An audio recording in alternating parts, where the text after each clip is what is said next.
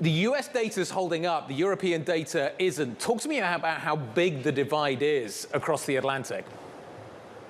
It's certainly widening, especially you're referring to the industrial sectors earlier as well. Yeah, that's where we're seeing a big divergence, especially Germany, really in a steep downturn still as you go into the fourth quarter, dragging the Eurozone as a whole down. UK data were also very bad for manufacturing.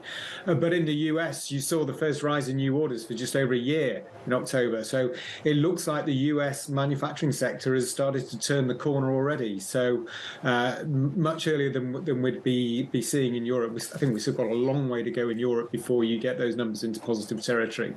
So, Chris, does this data, just for the U.S. for a moment, point to a soft landing and any sort of not only stabilization, but growth again in manufacturing? Is that sustainable?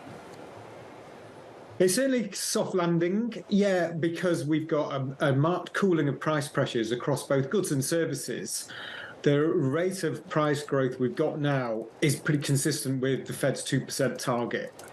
And it's, the price growth is in line with the pre-pandemic average. So it's a normalization of the inflationary environment, really, that we're seeing in the US now. At the same time, we've managed to avoid so far this contraction of the economy with manufacturing returning to growth.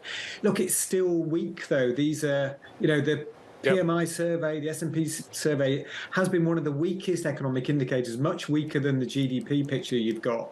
So while we're picking up some speed, it's still quite lackluster, and growth risks, on balance, surely they're tilted to the downside with what we're seeing geopolitically around the world.